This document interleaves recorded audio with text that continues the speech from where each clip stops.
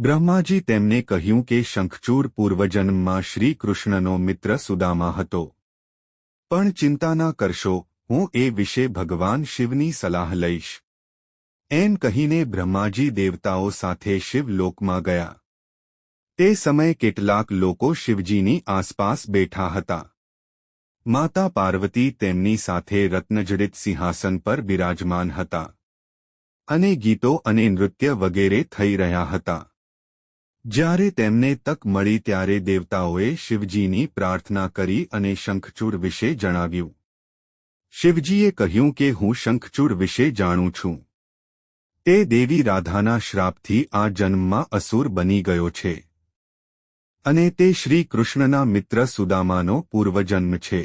આ સમયે શ્રી કૃષ્ણ રાધાજી સાથે ત્યાં આવ્યા અને શિવજીને શંખચૂડને અસુર યોનિમાંથી મુક્તિ આપવા કહ્યું. ભગવાન શિવે શંખચૂડને મારવાનું વચન આપ્યું. પછી ભગવાન શિવે ગંધર્વ રાજા ચિત્રરથને શંખચૂડ પાસે મોકલ્યો. ત્યાં પહોંચ્યા પછી ચિત્રરથે પોતાનો પરિચય આપ્યો. ભગવાન શિવનો સંદેશો આપતા કહ્યું કે કાં તો તમે દેવતાઓને તેમનો સંપૂર્ણ અધિકાર આપો અથવા મારી સાથે યુદ્ધ કરો. ચિત્રરથે એ પણ કહ્યું કે તે આ વાત શિવજીના આદેશથી કહી રહ્યો છે. તેના જવાબમાં શંખચૂડે કહ્યું કે આ પૃથ્વી વીરભોગ્ય છે. હું બહાદુર છું, તેથી હું શિવજી સાથે લડીશ.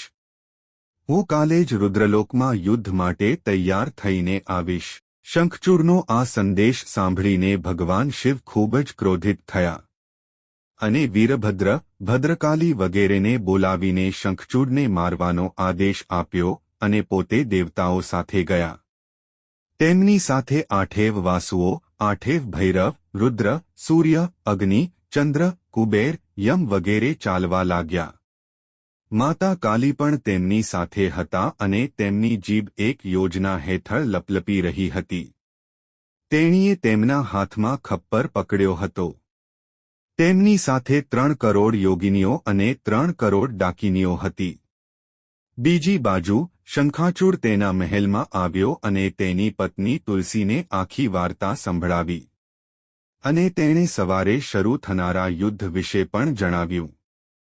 પતિ અને પત્ની બંને આખી રાત વાતો કરતા રહ્યા. સવારે શંખચૂડે પોતાના પુત્રને રાજ્ય સોંપ્યું અને તેને તુલસીની આધીન બેસાડ્યો.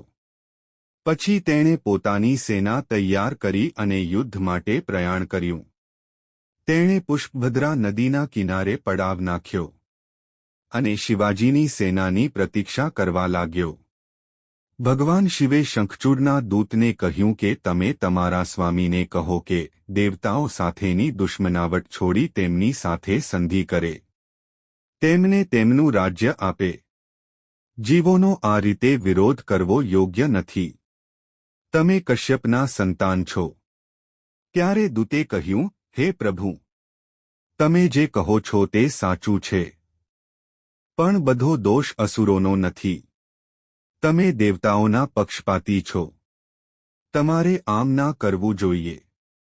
ત્યારે શિવજી કહ્યું કે હું ભક્તોને આધીન છું અને મને દેવતાઓનું કાર્ય કરવા માટે યુદ્ધ કરવામાં પણ વાંધો નથી. પોતાના દૂતની વાત સાંભળીને શંખચૂડે યુદ્ધમાં જવાનું યોગ્ય માન્યું. તેણે તેના યોદ્ધાઓને લડવાનો આદેશ આપ્યો. બીજી બાજુ ભગવાન શિવજીએ પણ યુદ્ધ લડવા માટે પોતાની સેનાને તૈયાર રહેવા કહ્યું. બંને તરફથી યુદ્ધના શંખ વાગવા લાગ્યા અને બંને પક્ષના યોદ્ધાઓ લડવા લાગ્યા. મહેન્દ્રએ વૃષપર્વ સાથે, વિષ્ણુજીએ દંભ સાથે, કાલકા સાથે કાલસુર અને અન્ય લોકો સાથે યુદ્ધ શરૂ કર્યું. વરુણ કલંબિક સાથે લડવા લાગ્યો. આ યુદ્ધની શરૂઆતની ક્ષણોમાં જ દેવતાઓ પરાજય પામવા લાગ્યા અને અહીં ત્યાં દોડવા લાગ્યા. ત્યારે ભગવાન શિવજી ગુસ્સે થઈ અને લડવા આવ્યા. માતા કાલી પણ જુદા જુદા રાક્ષસોનો નાશ કરવા લાગ્યા અને લાખો હાથી અને દાનવોને ચાવવા લાગ્યા. પોતાની સેનાની આવી દુર્દશા જોઈ શંખચૂડ પોતે યુદ્ધ માટે તૈયાર થઈ ગયો. તેણે સર્વત્ર ભ્રમ ફેલાવ્યો અને આખા યુદ્ધના મેદાનમાં અંધારું થઈ ગયું. આ પછી સ્કંદે જોરદાર લડાઈ શરૂ કરી. તેણે તેના માતા પિતાને યાદ કર્યા અને શંખચૂડનો રથ કાપી નાખ્યો. દાનવ રાજે કાર્તિકેય પર શક્તિના પ્રહાર કર્યો. ત્યારે ભગવાન શિવે કાર્તિકેયને જીવન આપ્યું અને તે ફરીથી લડવા લાગ્યો. માતા કાલીએ એક ભયંકર સિંહ ગર્જના કરી, જેના કારણે ઘણા રાક્ષસો બેભાન થઈ ગયા. કાલીએ વિકરાલ રૂપ ધારણ કર્યું અને રાક્ષસોનું લોહી પીવા માંડ્યું. જ્યારે શંખચૂડ પોતે માતા કાલી સાથે લડ્યો ત્યારે માતા કાલીએ ભયંકર બાણો વરસાવ્યા. જ્યારે માતા કાલીએ નારાયણ શાસ્ત્ર ચલાવ્યું ત્યારે શંખચૂડે રથમાંથી નીચે ઉતરીને શસ્ત્રને પ્રણામ કર્યા, જેના કારણે તે આપોઆપ શાંત થઈ ગયા. જ્યારે માતા કાલીએ બ્રહ્માસ્ત્રનો ઉપયોગ કર્યો ત્યારે પણ અસુરરાજ તેનાથી બચી ગયો. માતા કાલીના વિકરાલ રૂપને જોઈ અસુરો ભયભીત થઈને ભાગવા લાગ્યા. પછી માતા કાલીએ પાશુપત શસ્ત્રનો ઉપયોગ કર્યો ત્યારે આકાશવાણી થઈ કે શંખચૂડનું મૃત્યુ એ હથિયારથી લખ્યું નથી. આકાશવાણી અનુસાર શંખચૂડને માત્ર ભગવાન શિવ જ મારી શકે એમ છે. ભગવાન શિવ નંદી પર સવાર થઈને યુદ્ધના મેદાનમાં આવ્યા. જ્યારે શંખચૂડે તેમને જોયા ત્યારે તે રથમાંથી નીચે ઉતર્યો. તે ભગવાન શિવને પ્રણામ કરી અને તેમની સાથે લડવા લાગ્યો. તેણે ભગવાન શિવ સાથે 100 વર્ષ સુધી યુદ્ધ કર્યું. ભગવાન શિવ દ્વારા તેની સેનાનો ભયંકર વિનાશ જોઈને અસુરરાજ ખૂબ જ ક્રોધિત થઈ ગયો. તે ભગવાન શિવ પર વાદળોની જેમ બાણો વરસાવવા લાગ્યો. તે અદૃશ્ય થઈને ડર બતાવવા લાગ્યો. ભગવાન શિવે તેના તમામ ભ્રમનો નાશ કર્યો અને તેને મારવા માટે ત્રિશૂળ ઉચક્યું, પણ આકાશવાણીએ તેમને રોકી લીધા. આકાશવાણીએ કહ્યું કે તમારે વેદોની મર્યાદાનું ઉલ્લંઘન ના કરવું જોઈએ. જ્યાં સુધી શંખચૂડ પાસે શ્રી કૃષ્ણનું કવચ અને ભક્ત પતિવ્રતા પત્ની છે ત્યાં સુધી તે મૃત્યુ પામશે નહીં. પછી ભગવાન શિવના આદેશ પર વિષ્ણુજી બ્રાહ્મણનો વેશ ધારણ કરીને શંખચૂડ પાસે ગયા અને તેની પાસેથી કવચ માંગ્યું. પછી તેમણે તે કવચ પહેર્યું અને શંખચૂડનું સ્વરૂપ ધારણ કરી અને તેની પત્ની તુલસી પાસે ગયા. શંખચૂડના રૂપમાં વિષ્ણુજી તુલસી પાસે ગયા. આમ તુલસીની પવિત્રતા ખંડિત થતાં ભગવાન શિવે શંખચૂડને ત્રિશૂળથી મારી નાખ્યો. આકાશમાં ફૂલોની વર્ષા થવા લાગી અને શંખચૂડ પણ શ્રાપમાંથી મુક્ત થઈ ગયો. તેના હાડકામાંથી એક ખાસ પ્રકારની જ્ઞાતિનો જન્મ થયો.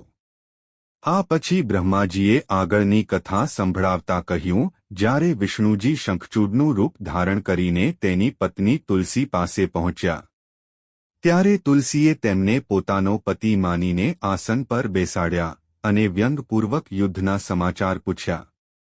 શંખચૂડના રૂપમાં વિષ્ણુજીએ તેમને કહ્યું કે ભગવાન શિવ અને તેની વચ્ચે સંધિ થઈ છે, જેથી ભગવાન શિવ પણ તેમના નિવાસસ્થાને પાછા ફર્યા છે.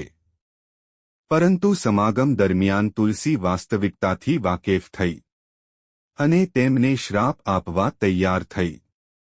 શ્રાપના ડરથી વિષ્ણુજી પોતાના મૂળ સ્વરૂપમાં પાછા ફર્યા. આ જોઈને તુલસીએ તેમને કહ્યું, હે વિષ્ણુ, તમને જરાય દયા નથી, તમારું હૃદય પથ્થર જેવું છે.